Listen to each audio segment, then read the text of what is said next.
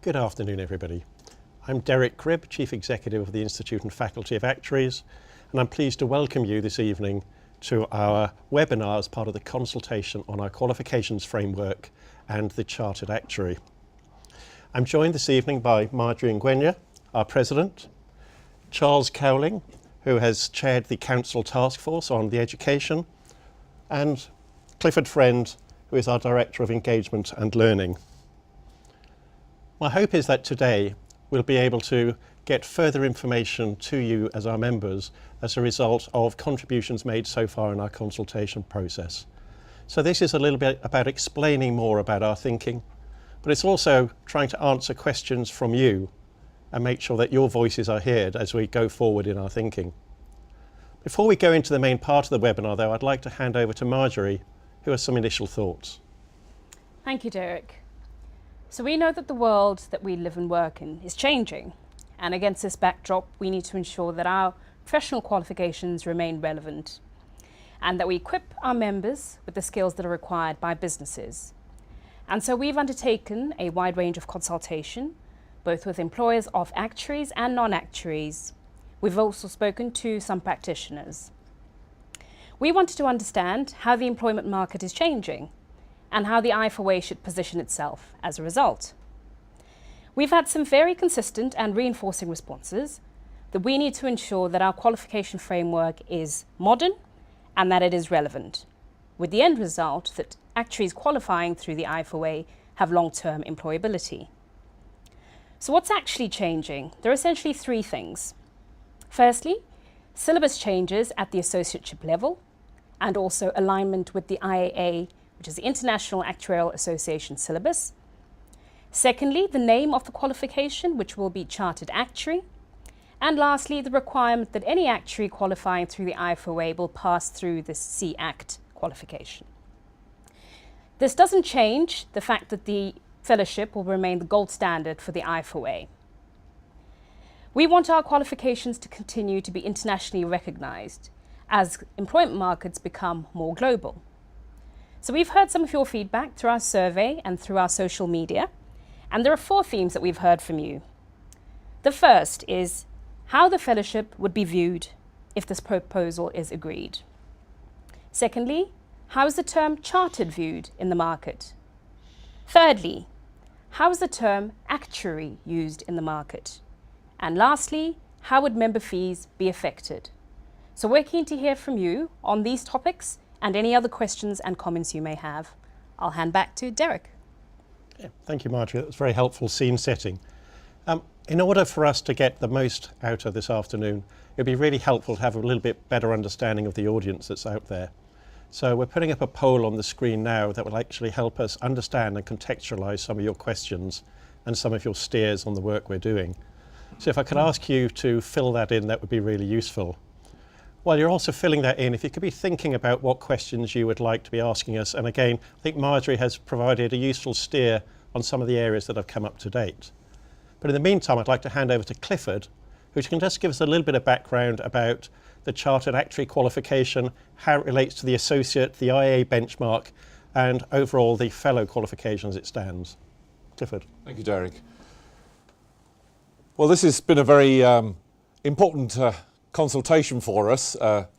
If the consultation with you, our members, will be equally as important. But we've started by speaking with some of the employers that employ significant numbers of actuaries and asked them what they believe will be the requirements in a qualification framework as we move forward. Because really we want to stay focused on the employability of actuaries so those entering the profession have a successful and long career. And what they tell us is the following. The fellowship, at the pinnacle of our qualifications, is a qualification fit for purpose. It is at the highest possible point on the qualification framework internationally. So good and fit for purpose.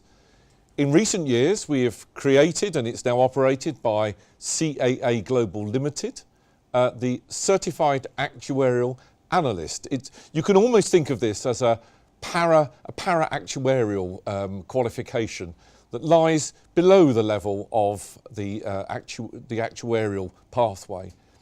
But what they tell us, the employers, is that there's a need in the middle between these two qualifications of a new distinction, a distinction which is focused more on the core generalist skills, which would enable the men and women that hold that distinction to move more flexibly within the employment workplace. So we've looked at the context of this, and of course we've been working on our new curriculum 2019, and we have revamped the content of all the modules within the core of that qualification to meet this core and generalist requirement that employers tell us will be so critical for the future. And luckily, in parallel with that development within the IFOA, there's been major changes within the international context as well. The International Actuarial Society, which is a membership organisation across all the principal actuarial associations around the world, has been developing and finally signed off in October 2017 an international curriculum, one that will be applicable across the globe and will raise the standards within the International Actuarial Association to the high level of the IFOA's associateship. So we end up with Curriculum 2019 of a qualification which is both fit for purpose in terms of meeting these generalist skills required for the future actuarial employment market, and that is benchmarked across the globe so that our actuaries, wherever they qualify with the IFOA, can transfer their skills readily across the world. But there's one final piece of the jigsaw, which is what we really wanted to talk about tonight as well, and that is this generalist is benchmarked around the current associate level. And there are real reservations that are fed back to us about the currency of that title. And this is where there's been extensive feedback that a title around the Chartered Actuary, a title such as Chartered Actuary, would be very, very beneficial to the distinctiveness of all these generalist actuaries across the world. And that would reflect the fact that we're a Royal Charter body. It would reflect the fact that this chartered status is recognised around the globe for quality, and of course would begin to use the term actuary more explicitly, which we could then protect in terms of maintaining the public interest around the use of the actuarial term, and to do that around the globe. So in summary, we've taken the view of the employment market for the future. We have found that there is a gap in the distinctions that are required in the future marketplace. We have made some changes through Curriculum 2019 to address those particular issues, and we have recognised that we need to do something around brand building of this associate level, and that is what we really want to speak with you this evening about. Thank you very much, Clifford. I think it might be a useful context if we could just get a few words, Charles, in terms of what the task force, the council task force has been doing, how the consultation has gone so far, and what we're actually trying to achieve out of this. Certainly, Derek. The council takes very seriously its responsibilities to oversee the strategy of the profession. We're constantly looking at the direction we need to be going in, and education is a really key part of that. Around about 2 or 3 years ago, we were having a deep look at our future education strategy. It was clear that not only were we looking at what is now becoming Curriculum 2019, detailed changes in aspects of the technical side, but also from a completely different perspective, the International Actuarial Association were looking at how they could align qualifications around the world so that the idea of a fully qualified actuary was consistent wherever you were. We thought that that was something that we had to bring into our strategy. So we set up a task force. That task force was charged with not only assimilating all the information in this area, but then going out to employers and getting their views. That's something that we've done over this year.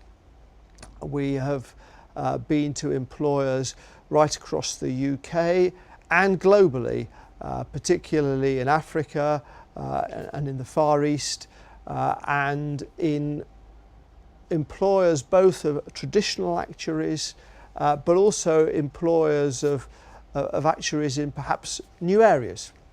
We sought their views. We asked them what they were looking for, not only today but in the future.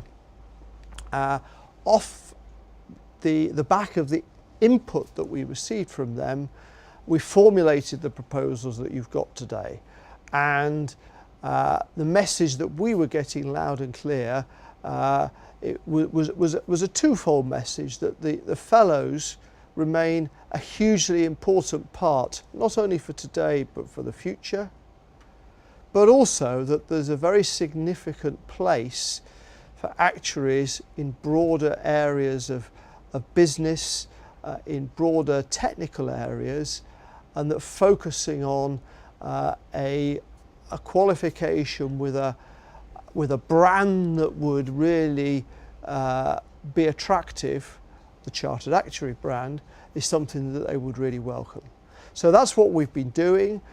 We've now prepared the material that you see on the website and that's been sent to you, and we're now looking at discussing with you the plans that we've got, so that we can feed your thoughts and ideas into our thinking and ensure that you are aligned with where we're hoping to take the profession. Thank you, Charles. I think it's probably a good time now to move on to the questions we've been receiving. So the first one I'd like to ask, and I guess Clifford, if I can address this one to you, is a concern around the use of the word actuary and the expectation of a skill level that employers will have with anybody who actually has that within their title. Would you like to comment on that? Yes, I'd be very happy to comment on that. Well, of course, it's a well-made point in the question. Of course, if we remember the associateship, the IFOA associateship, and that of every other international actuarial association, the associate is a qualified actuary. Just to state the obvious. So actuary is already a term that's used at the level that we're talking about over the distinction of chartered actuary. I think there's a broader point to make about the term actuary, of course, as well, and that is it is, from a legal point of view, an unprotected term. So that around the globe, anybody can call themselves an actuary, and that includes in the UK, and we have instances in the UK where this is the case. So part of the move towards a distinction based on our Royal Charter, known as Chartered Actuary, in a way is to be protective of the profession and the public interest that goes hand in hand with our professional interests. So the Chartered Actuary could be protected in the UK, and we believe elsewhere around the globe. So two elements to the answer there. One, the Chartered Actuary in its protective sense of the word, protection of the word actuary, and of course the level is already fully qualified, or a qualified actuary is already at the Chartered Actuary or associate level. Thank you, Clifford. I think it's probably worth pointing out as well that actually use of the term chartered for any professional qualification is actually restricted. So when you then compare Chartered Actuary to other charter qualifications, whether that's accountants or insurance, that actually guarantees a minimum level of skills. I think certainly outside the actuarial profession, associate is perhaps less well known in terms of the level that confers, the level of skills that goes with that. Another question's come in, Charles, perhaps for you, around who have we actually consulted with? Who are the key people that we've spoken to over the last few months? Okay, we have spoken to around 30 or 40 employers. We looked at a cross-section of employers. We didn't go to every single employer. We went to a large number of the main employers of actuaries in the UK. Typically we spoke to their chief actuary or senior partner in the case of the partnerships. We spoke to insurance companies, we spoke to employee benefit consultancies, we spoke to wider employers of actuaries. We spoke to some small firms as well. We spoke to employers in Africa. We spoke to employers in the Far East. We tried to get a cross-section. We clearly can't speak to every single person that employs actuaries, but we did try to ensure that we got a real cross-section, not only of the people who currently employ actuaries, but we also spoke to a small number of employers of just a handful of actuaries for their views as well. In perhaps some of the non-traditional areas like banking, where actuaries have some growing role of the part that they can play within their businesses. So we tried to get as broad a cross-section as we could. Thank you. We've had a question come in around what is the difference between the associate and the chartered actuary. Why are we doing this? If the associate title already exists, what are we trying to achieve? And Marjorie, perhaps you'd like to make some comments on that. Sure, thanks, Derek. So we're essentially implying that Syllabus 19 associateship level is the one that we're going to be aligned to. That qualification is also aligned to the International Actuarial Association syllabus. So in that sense, if people want more of the detail around the content of the syllabus, Syllabus 2019 is a place to go on our website. We've spoken about the low brand perception around the name associate, and there's an opportunity for us to reposition this qualification in the consultations that we've had externally, and this is our opportunity to hear from you, our members. Essentially, there are many motivations that one might put forward, including the protection of the title, the use of the words chartered actuary versus being open-ended as actuary in the market. This also gives an opportunity for the IFOA to have a distinct label around its own generalist actuarial qualification. So I think there are a few things in there. Thank you very much. And Charles, what are we going to be doing to help employers understand in the market the difference between chartered actuary, fellow, and perhaps certified actuarial analyst as well, so we can look at that full suite of qualifications that is offered by the IFOA?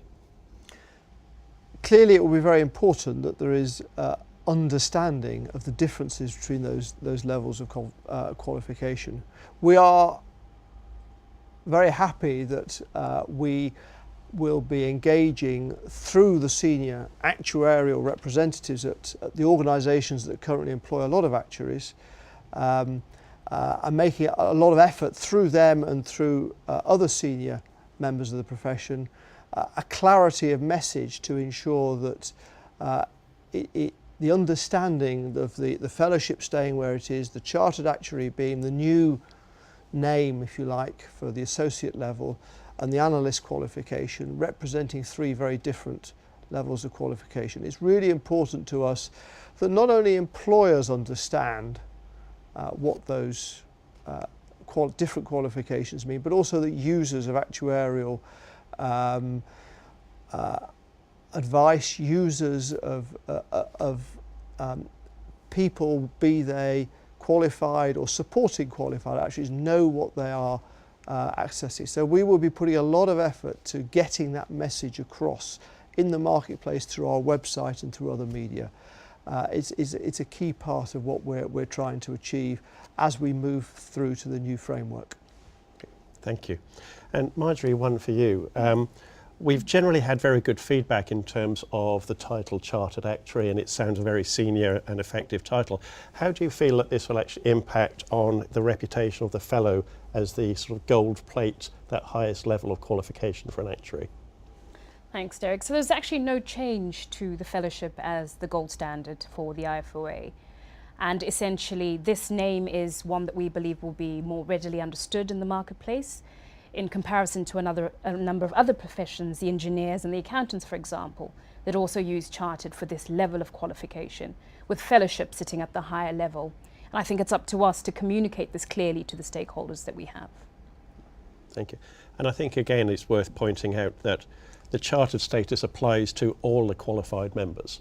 So it's not the associates that will only be able to use that chartered actuary post nominal.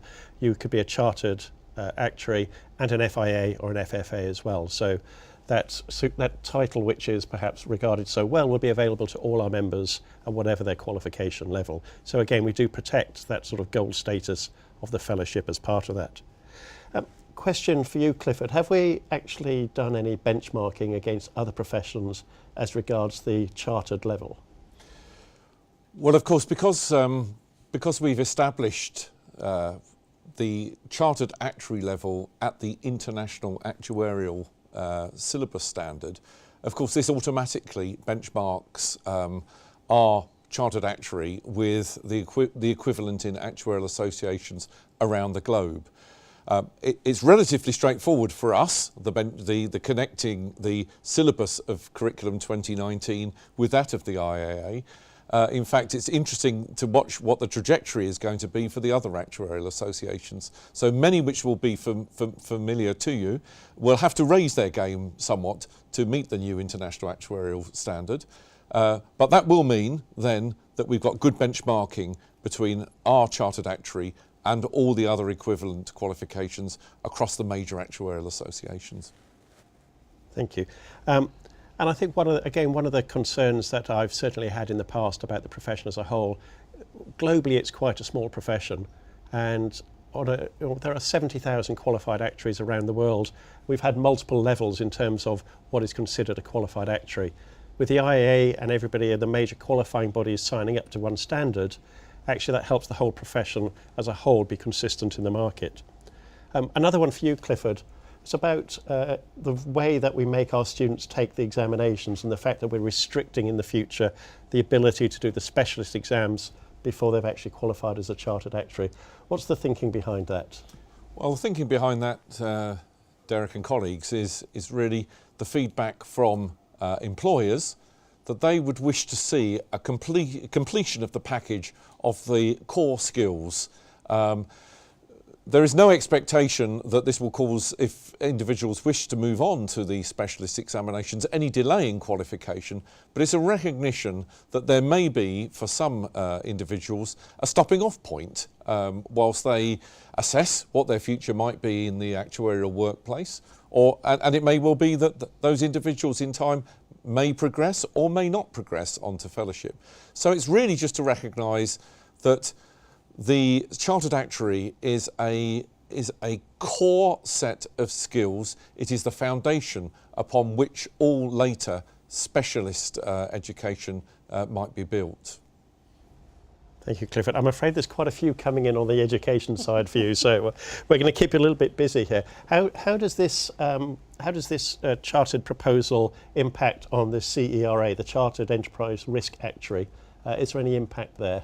You will be aware that for members that aren't quite aware of the details of how to qualify for CERA, the Chartered Enterprise Risk Actuary, that they simply have to, it's almost like for some candidates, a 2 for the price of 1. They can meet the expectations required for CERA simultaneously with meeting those for fellowship. So they study that within the specialist section of the curriculum, the IFOA curriculum, and that will remain unchanged. That will remain unchanged, that they will complete that once they're doing their specialist study and then can co-qualify, as we've very recently done only last week here in London, with over 100 qualifiers, with a significant number of CERA qualifiers. Thank you. One for you, Charles.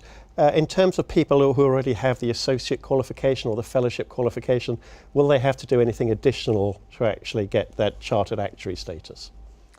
No, that's the simple answer to that. So if you are already qualified as an associate or as a fellow, you will have the right, once the approval process has gone through, to call yourself a chartered actuary and to give yourself the post-nominals of a CACT AIA or CACT FIA or CACT FFA as you choose. And one of the questions, in fact, I don't know, Derek, whether you want to ask. We're quite keen to know how interested people would be to use the C Act qualification in addition to their fellowship. Thank you, Charles. I was about to ask that very question. So nicely segued. We are going to put up a poll now which actually does ask that question. So how likely are you to use C-Act? And while that poll is being conducted, Charles, perhaps you'd like to give us a little bit of an idea as to the timeline for the implementation of the Chartered Actuary should this go ahead. Okay, so the timeline, we're in the middle of a consultation with you, our members, which will last until the end of February.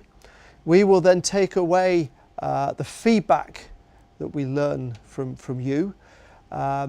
We then have to go through a formal approval process. That formal approval process has got 3 stages and is dependent on what we hear from yourselves. We will refine, modify, adjust our proposals depending on what we hear from you. We then go to council for their formal approval, and at the same time we prepare a vote because we will have to come back to you, the members, to ask permission to introduce the term Chartered Actuary within our Royal Charter.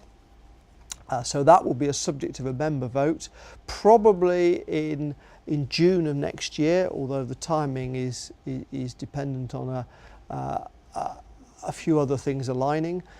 The third part of that is we do need to go to Privy Council. We've had some initial discussions with Privy Council because we want to alter our Royal Charter and introduce the term Chartered Actuary. We require Privy Council approval. Privy Council have already given us some indicative responses which suggest that they're very supportive of what we're trying to do. But we will have to go through a formal process with Privy Council, and for some strange reason they seem to think that Brexit's quite important and that should get priority over actuaries wanting to introduce a Chartered Actuary qualification. So that will take a little time, but we expect that Privy Council will come back with formal approval sometime early the following year.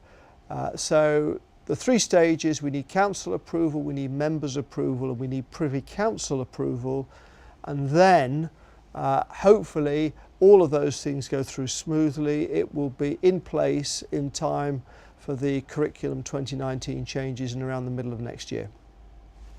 Thank you very much. I'm happy to reflect back the results of the poll. It's somewhat less conclusive than the Brexit vote, as you mentioned, Brexit.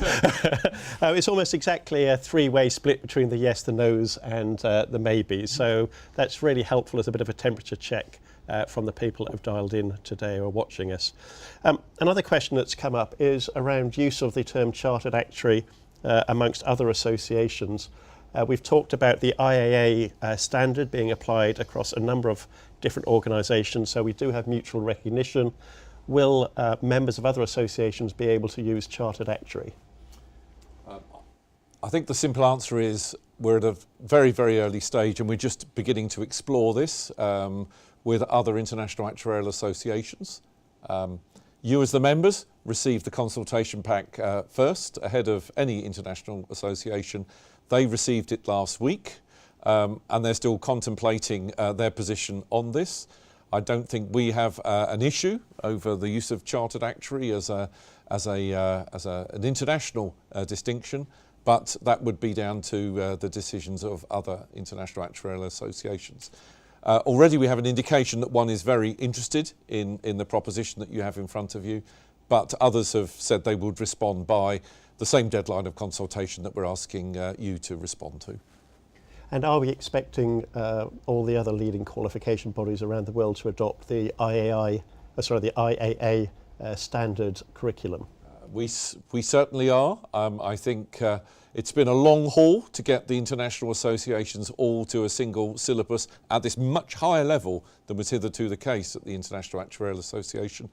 I think there is only one which is likely to not move to the full service of the syllabus, and that is because they have their own distinct niche interests. So broadly the answer is yes, we expect all the major associations to move to this standard. Thank you. Charles, coming back to the consultation work we've done, have we talked to any of the other professional bodies, the other actuarial bodies yet formally about this?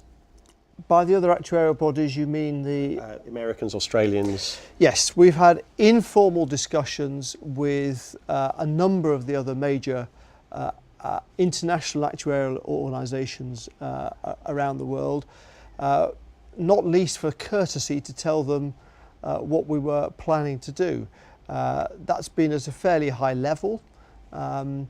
They've all come back and said that sounds like a very positive move, and they were supportive of it. In fact, I think it's fair to say that all of the international actuarial organisations are aware and thinking about the need for actuaries to move out of traditional areas of pensions and insurance, and thinking about how they can reposition themselves so that the next generation of actuaries can perhaps look forward to a number of very different career paths, and they're looking at the plans that we've got, and the feedback we've had so far is that they are a little jealous that perhaps we're ahead of the game a little on this.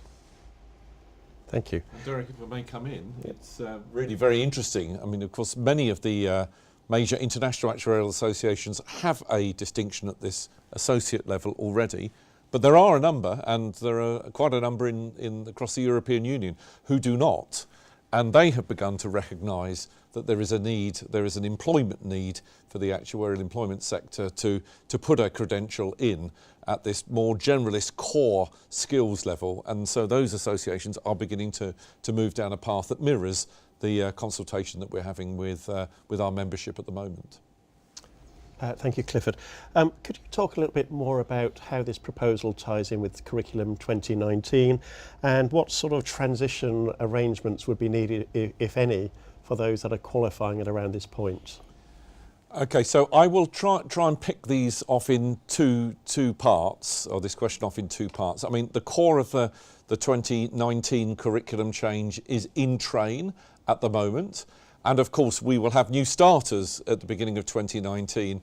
And of course, we will have those who have not yet to qualify. And so we have put in place, and for over a year, or almost 2 years now, there have been transition arrangements for the candidates that will not have qualified and will need to transfer into the new curriculum in the first quarter of 2019. So that is well established, and if those viewing this evening wish to see the details, they are all available on our website.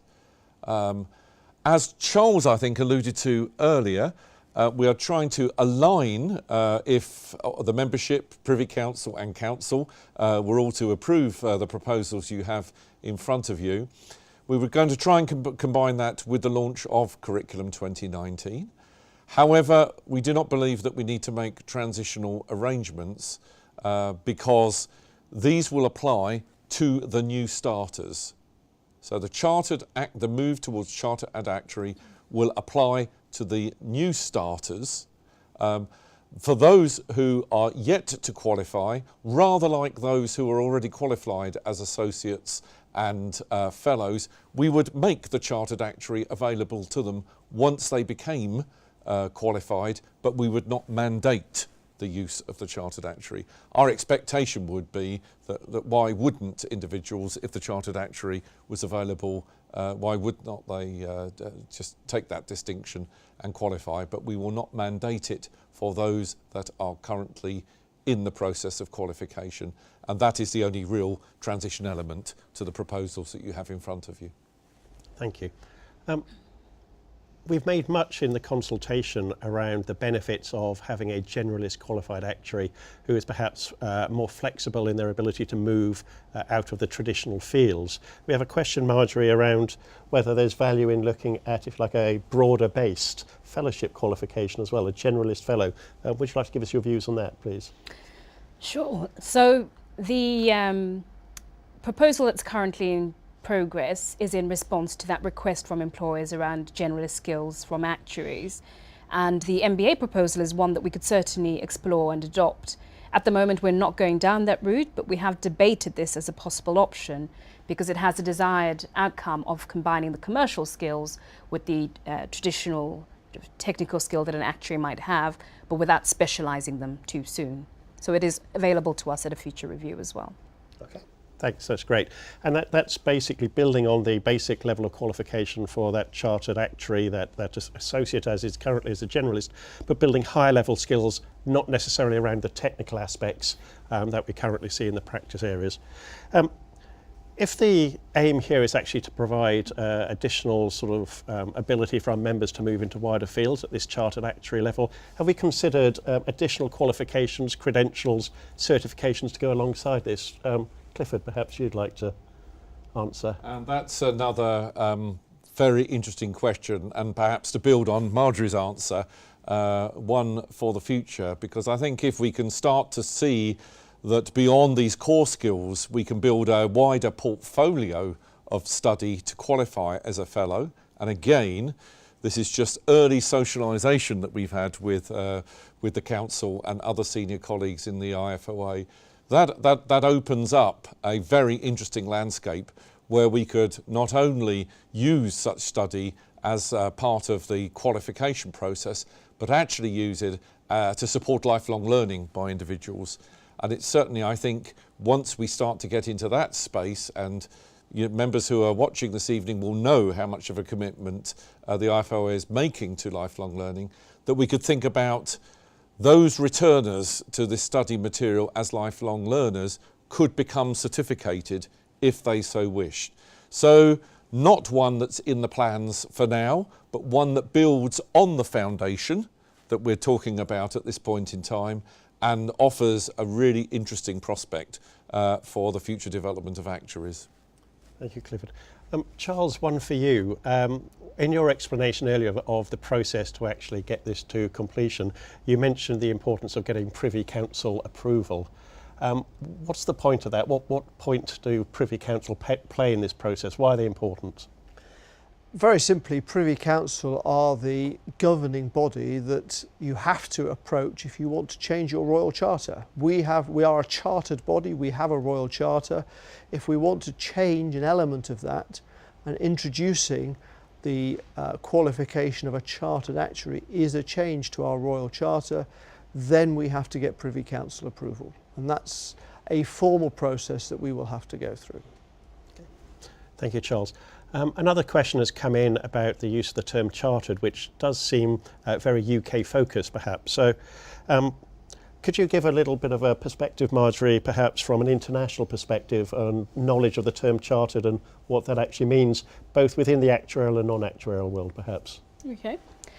So firstly, our consultation has been global in its nature. We've talked to employers and practitioners within and outside of the UK. So we do have a sense that this is a well-received proposal in terms of the name.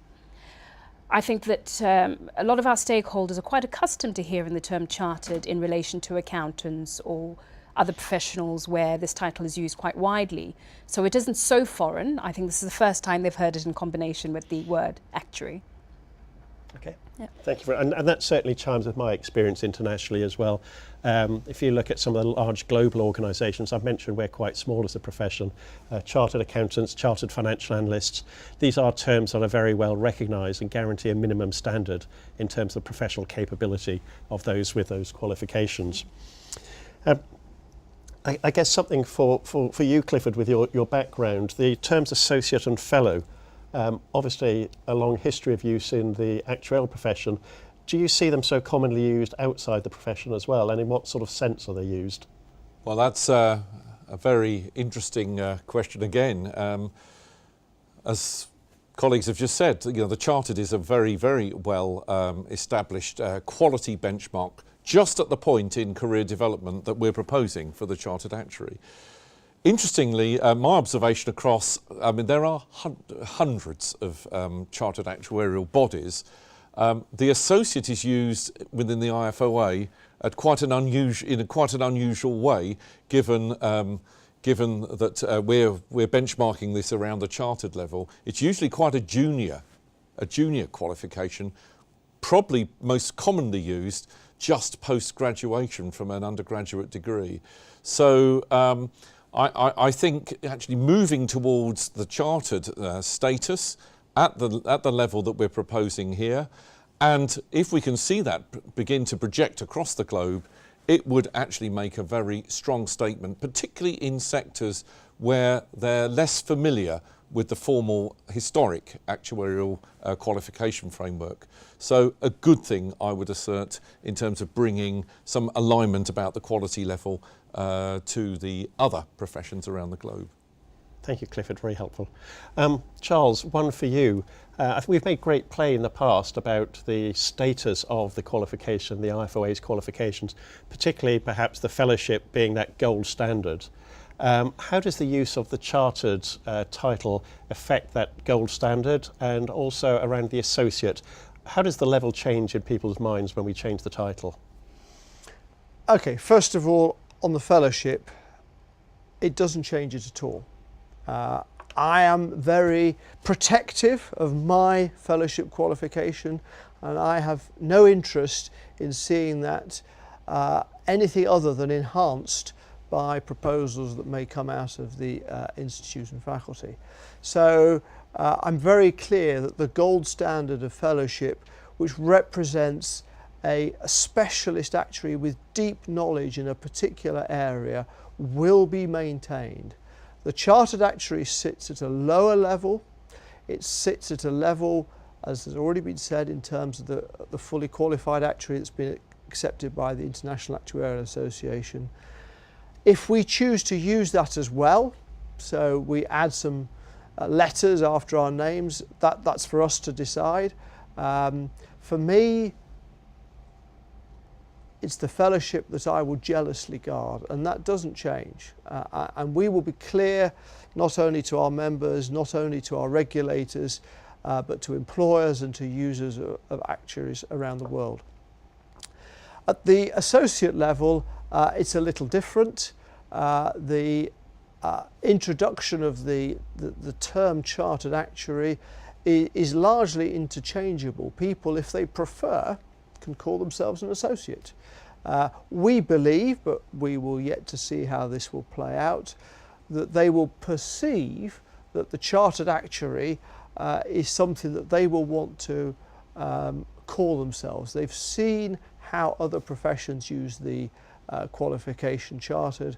We believe that the large majority of associates will prefer to present themselves as Chartered Actuary, but in essence it will be at the same level as the associate level, so they are essentially interchangeable. We wait to see which people prefer to use. Thank you. I think it's worth just making a brief comment as well about the global nature of our membership. If you look at the new intake of students into the IFOA so far this year, about 80% of those are from outside the UK. So our members are coming into a truly global environment where they are being benchmarked against other actuarial qualifications from, for example, the American bodies, the Australians. And at the moment, the associate level qualification, pre-homogenisation around the IAA standard, we're at various different levels. And just talking to not just our members, but those that manage our members, that causes real difficulties actually within organisations where somebody might be already considered qualified as an associate by one organisation, and yet one of our members, where we've set a different standard, may actually be even more qualified, but has yet to be qualified as an associate by us. In terms of remuneration, in terms of advancement and recognition, that's caused some significant issues. So I think certainly at that associate or chartered actuary level, actually getting everybody onto the same benchmark actually helps our members, but also helps the marketability of the actuarial qualification globally. One question that's come in, Marjorie, that perhaps you'd like to answer, isn't there a question where all actuaries have to specialise at some point in their careers? The short answer is not necessarily, and I suppose there are two sides to this equation. The first is, on the supply side, not all members want to or need to get to a specialist level of skill. Some people wish to be generalist actuaries. The norm within the IFOA has been to progress through to fellowship, because I think we've had qualifications that were quite close together in our previous associate and fellowship. Within other professional bodies, such as the Society of Actuaries in the US, there has been more of a distinction, and we've seen more people take up the associateship qualification. If we come to the demand side, we're hearing loud and clear that employers don't need everyone to have a deep specialisation, that actually they'd prefer more people to have generalist skills. But in any case, we're not enforcing that everybody would need to stop at the CACT level. We're saying they have the option to stop if they wish to. Thank you. And I think, again, that's consistent with what we see in a number of professions. Not every doctor goes on to be a consultant or a specialist. Lawyers have generalists, accountants have generalists. So again, there is always a split between those with a deep specialisation who wish to pursue that and those which prefer that generalist qualification. Clifford, one for you. We mentioned the CAA, the Certified Actuarial Analyst, earlier on. Are there any implications here for those that gain the CAA qualification and then wish to progress back onto the main fellowship path? Well, I think the simple answer is no. We see, the first part of the answer is we see the CAA qualification as quite a distinctive sub-actuarial qualification, valuable as it is for those that support the actuarial profession, but quite distinct from it. However, members may be aware that we are making a commitment that by 2018, for the small number of absolute top performers on the CAA credential, that we may put in place, or we propose to put in place, a pathway which enables those small numbers to undertake additional study to transfer to the actuarial pathway. In other words, to progress towards Chartered Actuary. I see that pathway is not fully developed yet, but it will be developed within the context of both the proposition that you have in front of you here and Curriculum 2019. But to those who are already CAAs or who are shortly to qualify as CAA, I believe there will be no significant difference post the introduction of the proposed CACT and pre the CACT. Thank you, Clifford. Another one for you. Do you think there's scope in the future with having a greater number of people at the Chartered Actuary Associate level? Would that potentially actually increase the number of specialisations available to our members outside the current half dozen or so that we have? So I think, if I've understood the question correctly, we're looking at how we might develop skills beyond the Chartered Actuary level. And I think the simple answer is we're at a very, very early stage in discussion with our colleagues around Council, but the plan is to make more areas available to individuals to build upon the Chartered Actuary. And there will be a combination of different potential study areas. Some might be to develop the deeper technical skills, which some employers tell us that are still required. And you've heard that very passionately from Charles this evening. But others have told us, as the President alluded to, MBA, broader management skills and leadership skills. These need to be part of the mix as well. So I think deep technical skills will be part of that future portfolio. New technical areas that build on the core competencies would need to be part of that portfolio, and some wider broadening skills to equip our early career men and women for long and successful careers in both traditional actuarial areas and these broader areas of leadership within their businesses. Thank you. Charles, one for you. In as much as it's the decision of the IFOA, is the proposal here that we will be encouraging chartered actuaries at the associate level and practice certificate holders to take on regulated and reserved roles? It's not our business to encourage one way or another. I believe it's for employers and actuaries themselves to decide where their careers want to take them. Clearly, if you're asking about practicing certificates, that will remain with the practicing certificate awarding body, together with our regulators, who will decide what is needed to be awarded a certificate. At present, there is no change planned as a result of the introduction of the Chartered Actuary. That's not to say it couldn't be changed in the future. We may have other practicing certificates in the future that even possibly in areas that we currently don't know about. But at present, that will be as it is at the moment. If there's any encouragement at all from the IFOA, I suspect it will be for people to achieve the best that they can achieve, and for us to facilitate the best careers that they can have, and to ensure that the structures that we're creating for employers best improve the employability of our members. Thank you. Clifford, another question for you. For those members that decide to stop at the basic Chartered Actuary level, will they be able to take our current fellowship exams, perhaps as additional CPD, or to develop their skills further without actually any intention of going on to fellowship? Well, this is a key question for the whole development, as we've touched on earlier, around lifelong learning. So I think, quite feasible that if we build this richer portfolio of study beyond Chartered Actuary, that it could be completely flexible, that individuals could take it post-Chartered Actuary as part of the education towards fellowship. They could take it on returning as lifelong learning without any certification. So they could take it just as professional lifelong learning, or they could actually take it as part of a credential later. And the latter two would not necessarily lead to the fellowship. But complete flexibility is my view about where the future lies beyond the core of the Chartered Actuary proposition. Thank you. Another question regarding other associations. Are we likely to see the Society of Actuaries and the Casualty Society renaming their associates as chartered? I guess, do they actually have the right to do that as a non-charter body? Well, this is an interesting space. We look with interest, just as we're consulting with you through this webinar and through our consultation documentation. We're just in the midst of hearing the feedback from those other institutions.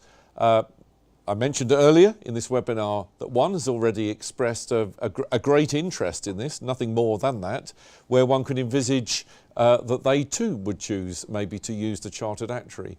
We are yet to explore. It's absolutely clear in the UK that this is associated, as Charles has said, with Royal Charter issues. So, we are the Royal Charter body in the UK.